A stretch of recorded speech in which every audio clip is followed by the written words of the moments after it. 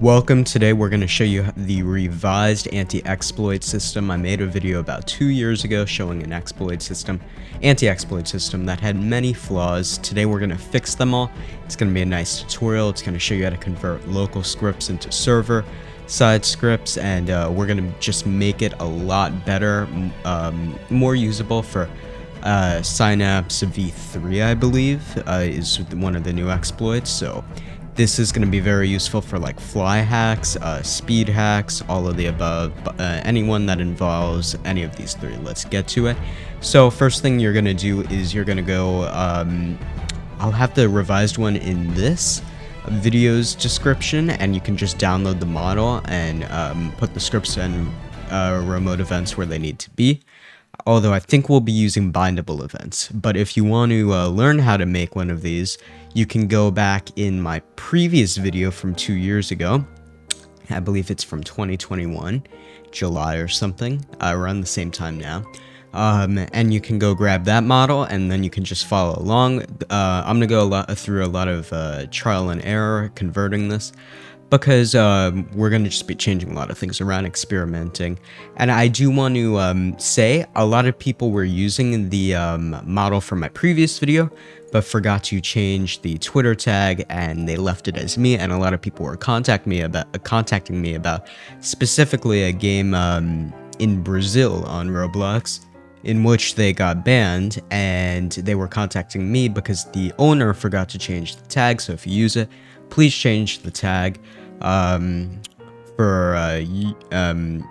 and let's get into it. So the system before consisted of a ban data script in server script service, a remote event and replicated storage, and 2 local scripts in starter player scripts.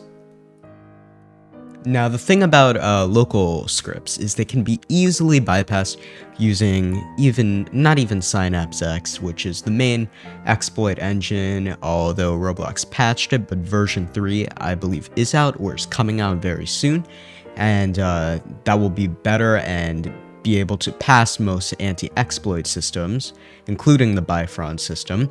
But we're going to change these server scripts to give them a harder time of changing it. I forgot to add that this also protects against teleportation, and this is the function that does so. So we're going to change some stuff around. Let's get to it.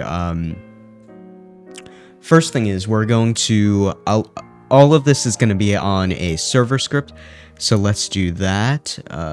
Okay, everything's good. So these we're going to need to move around, and we're going to also have to create a bindable event. I think we're going to do a bindable event called anti-exploit execute. Or execute anti-exploit, whatever.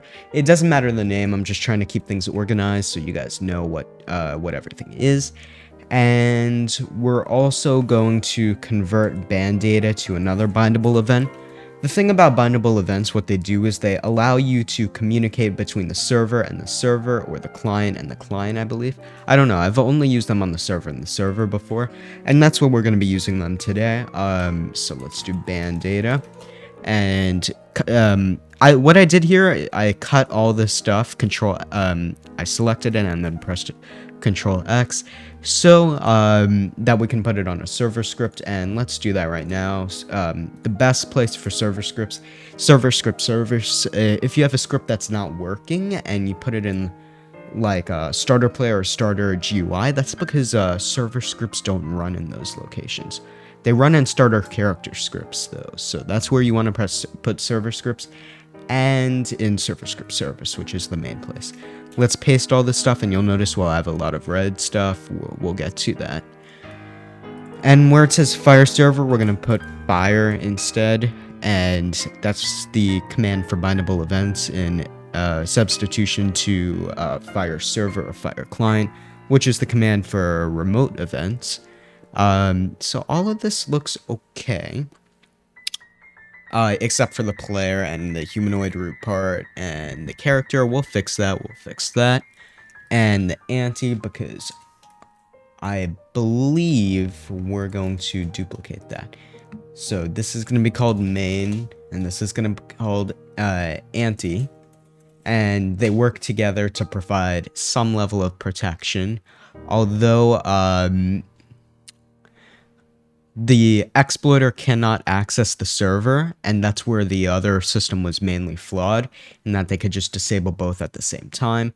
Therefore, even if the anti was protecting against the main and the main against the anti script from being disabled, they could just do it at the same time since they have full access to the client, and this was on the client. We're converting it to the server now, so they shouldn't be able to do that unless they have some access through remote events. So just make sure you don't have any simply named remote events. Name them. I probably shouldn't have named these the simple. If you want a real anti-exploit, that's going to be a lot safer. Name these remote events or bindable events random things so no one knows. Because if they have access to that, they can fire them. And yeah, let's get access to the player right now.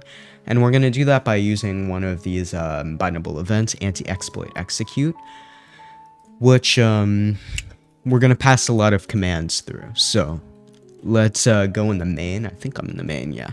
The main local script, and we're going to actually keep these. I don't know if this is the most efficient way to do this. You could run a player added event on the server and get the player that way, although I'm not sure.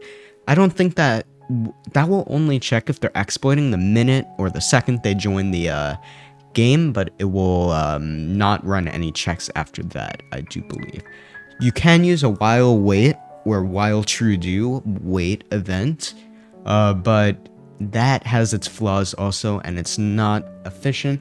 So what I'm doing right here is I'm getting the script from the I'm getting the player from the player scripts, which should grab the player every time they reset. That or the starter character scripts. We'll experiment, we'll see.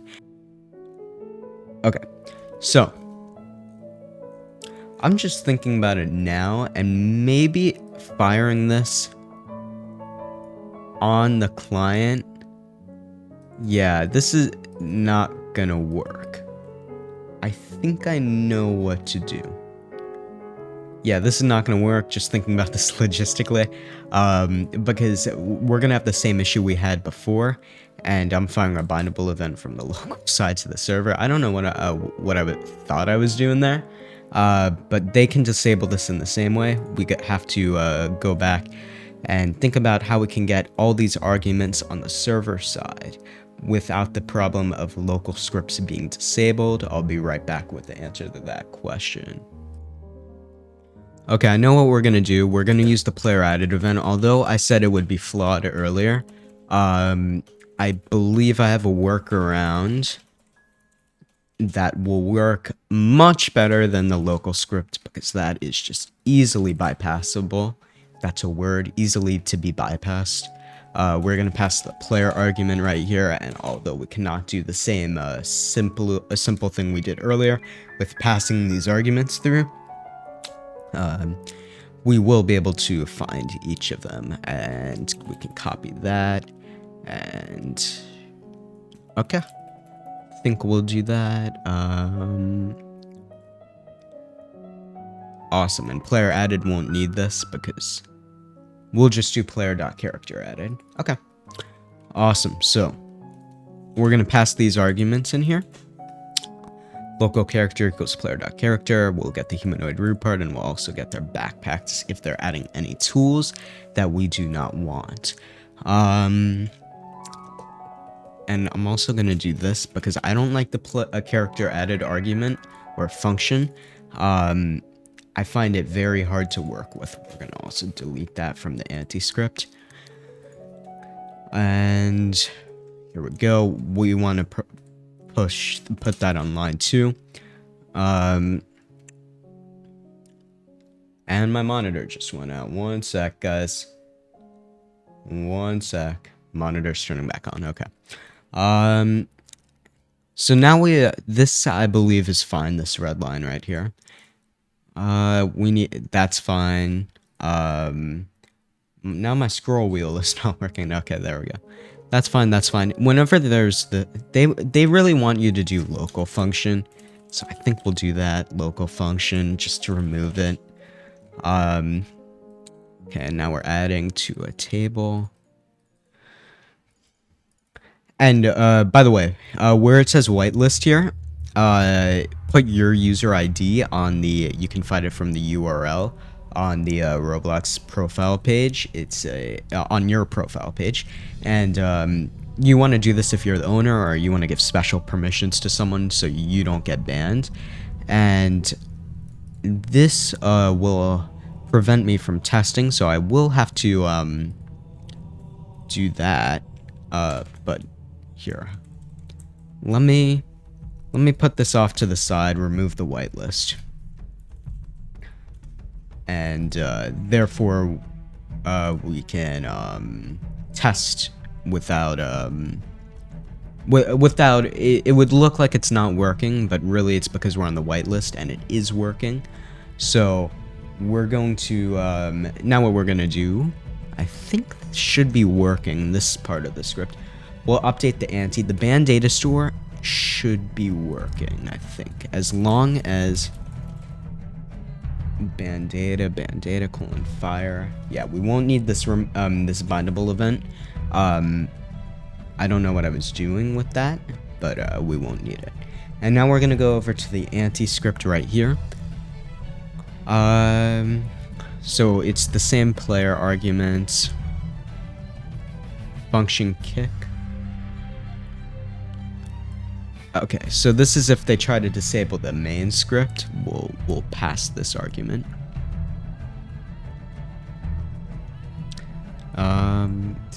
Main. Okay, so I just had to go through that, see if everything would work correctly. What we actually want to do is this. We want to copy all this, and we'll put this in the ante, and we'll get to that.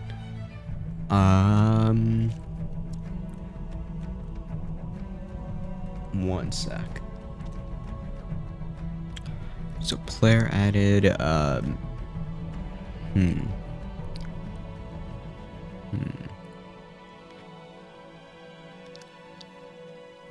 Gotta think, because this is gonna only run when the player is added. So, what we're gonna do is I'm gonna do the same thing temporarily for now, temporarily. I don't know, I had trouble pronouncing that. And then I'm going to research something really quick, and we'll get right back to it. Player argument, add an end with a parenthesis around it, and we should be good. And then you could always do the local function right here, and should be good. And at this point, I believe we could delete these two local scripts. And that's what I'm going to do. And I'm going to think of a solution for a problem of the player added real quick, and I'll be right back. I know I said it'll work around. I'm going to just verify that that's a viable solution. Okay, so I'm going to keep it as is right now, and we'll see if it works. So just verifying that everything is okay. Everything should be okay. So now I'm going to choose my method of which I will hack the game, in quotations, because I'm not really hacking. So, let's test. I want to, what method will work? So if I change my position of the humanoid root part, that will work. If I add a body gyro, body velocity, or body position, that will also work. Let's get into it. And let's hope it works. Probably won't, but we'll test and fix bugs from there. So I'm gonna go into my, let's add a body. Oh, those don't exist anymore. Wow, the script is so old. Although I think you can still add them, so I'll keep that. I'll just add a few arguments to that, because body gyros and body velocities don't even exist anymore. So let's do the alternate method of, changing the humanoid root part's position, and we'll do this on the y-axis. 100 should be fine. Okay. Now I'm gonna check the output. See anything? Here we go. This is our error right here, and it looks like everything worked very well because the argument did pass, but it did not. The band data is not it's not a remote event anymore. It's a bindable event. So let's fix that. Dot event is the event is what the command is for a bindable event. And let's see, everything else is good. Cloud instance must exist under terrain node. Let's see. Okay, so let me just do this. Awesome, and let's test again. See if that was the issue. There probably will be another issue, but let's just see. So, I'm gonna go on the server now, because you have to be on the server for this to work. We are assuming they changed stuff on the server. And if they do it on the client, if they do it on the server, it also replicates to the client, so that should not be an issue. Let's do, I don't know, I keep trying to add stuff, but let's do 121. Nope, that was not the issue. That was a issue, but we didn't fix it entirely. So let's, I'm gonna go and troubleshoot this right now, and we'll be right back. Okay, I think I fixed it. It took a bit, but let's test it out. Let's go in here. I'm going to add one of the values I've blocked. So let's add a vector force, and we've gotten okay, here we go. Here's the error. At least we have a new error. So this is the error. I see the problem already. Awesome. That's an easy error to fix because we have an error in the output, so we know exactly what's wrong. I'm gonna replace this with player, and that already should be fixed. And now it should have actually saved us in the data store. Let's see if that works out when I rejoin. Let me see if there's any other occurrences of that, because I believe, yeah, here we go. We're gonna replace this with player also. There was a lot of stuff I changed from when I cut the video, so I will be showing you what I've changed, or at least what I remember that I changed. Let's see. Here we go. It saved us in the data store. We got the server kick message. It says you were kicked from the experience. Our anti-cheat detection has detected some suspicious activity. For appeals, please contact your name on Twitter. And there we go. And now people wanted me to show how to remove you from the ban if you were banned incorrectly. We'll connect to the data store. You have to have the data store editor plugin on Roblox. You can download that very easily. Now I gotta remember the name of the data store. It's the band's data store. And where is it? Is that it? We have no scope. Think, yeah, okay. So the key, I believe, is the username, and I copied my username. Not username, I mean user ID, my bad. And here it says my user ID, and true. You're gonna change that true to false, or just delete the entry entirely. You could change that to false, press save, or just press the delete button. Either works. And when you join back in the game, you should not be banned. Amazing. So that, I believe, is we're gonna test it out a little bit more, because I heard a lot of people saying in the previous video in the comments that it doesn't work against certain things, and I do have to add to it a lot. There's so many things they can do these days. If you add enough to the script, it will be able to detect anything. I already prevented all the body forces and body gyros, body velocities, all this stuff that's deprecated. And then in addition to that, I also added the new objects in replacement of the deprecated ones, align position, align orientation, and let's try to add that. Ooh, okay, so we gotta fix that. Oh no, there we go. It just needed a second. There we go. So it takes a second because I put it on a while wait loop. That's the only way I could have done that. Yeah, I think it's better than some options like repeat wait or repeat until. I don't like that. So I did a while loop, but I think that's what needs to be done if you want like immediate or within 2 seconds, as that was, of a ban. There was one other thing I wanted to do to the script. I'm not sure if I remember. Yes, we got to fix the whitelist. This one actually said the time. So I gotta change all the ban messages so they're the same. Here it is. I'm gonna change.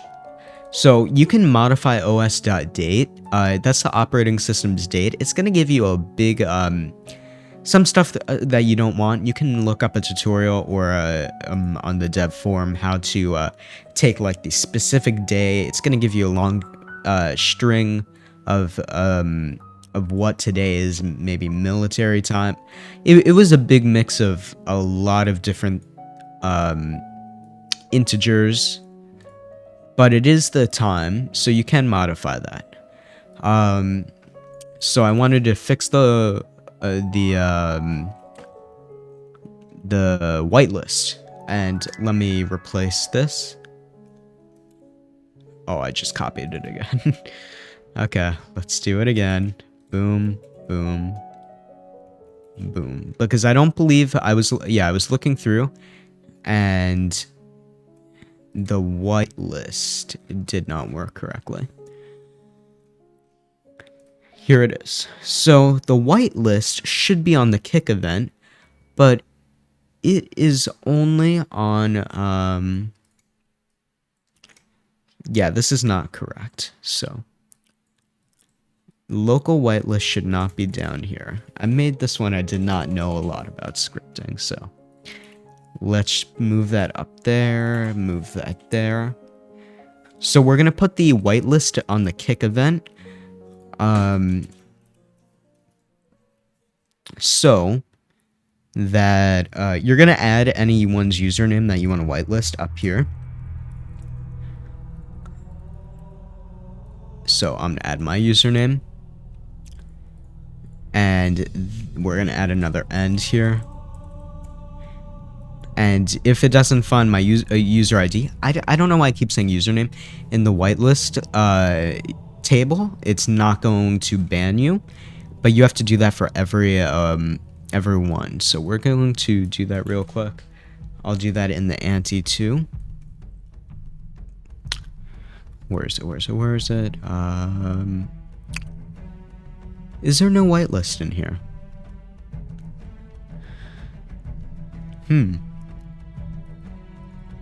Well, I wouldn't need to add a whitelist in the anti-script, because the anti-script only fires if the main is disabled, and I don't think the owner would ever disable that.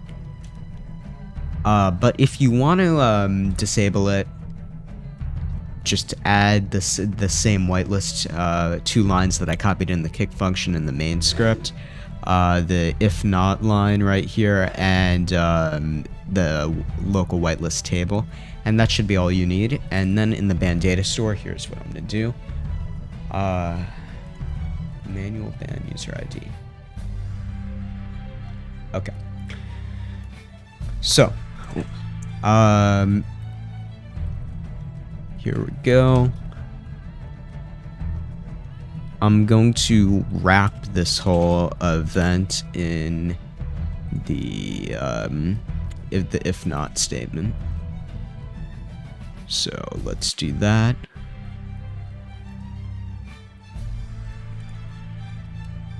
And I'm going to grab the whitelist,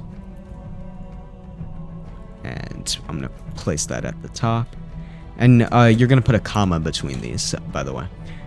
Here are the edits I made to the main function if you want to copy along, although it will be in the description.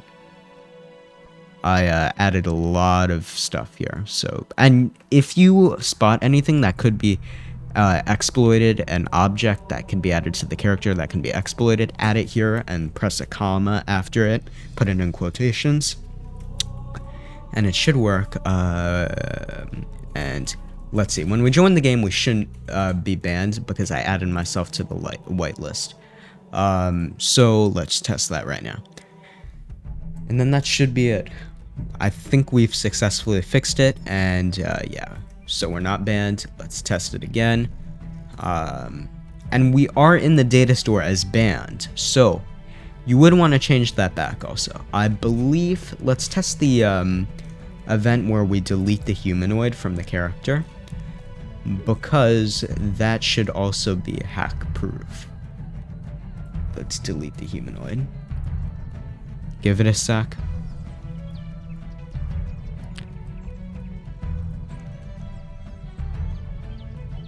No. Okay, let's also add like a let's teleport the guy. Position 121. I think that's why that's not working, is because there's no humanoid in it. Let's add that, and oh, I am very silly. I'm in the whitelist, so I can't be banned right now. But that would have worked if I was not in the whitelist. So I think I call that a success. In whatever case that it's not working, it should be working once this video is released, because I'm gonna go through and test the heck out of this right now. But if you find that it's not working in any way, put your concern in the comments section, and just make sure to remove yourself from the banned data store. But if you're in the whitelist, it really doesn't even matter. So I'm gonna go connect to this data store, and boom, do that there. And even though it says I'm true, I'm gonna just delete the entry, and that is, I'd say that's fixed. So I'm going to actually leave this place in the, no, I'm not going to do that. Okay. So what I'm going to do is I'm going to leave these 3 scripts and the bindable event in the description box below. Please subscribe. I don't know why my voice went so high. Please subscribe. First video doing a tutorial in such a long time. But I'd love to do more of these. The first one got so many views, and I'm hoping this one can do the same. Hopefully this helps out. Hopefully this is a better tutorial. Remember that this can be added onto. This is not set in stone by any means. There's so many ways you can bypass this, but this is something in which you could build onto to protect against whatever you face, whatever is a common occurrence in your game in regard to exploitation. I'm gonna make a model. I'm gonna upload this video to YouTube. I'll see you guys in the next one. Like and subscribe, and peace.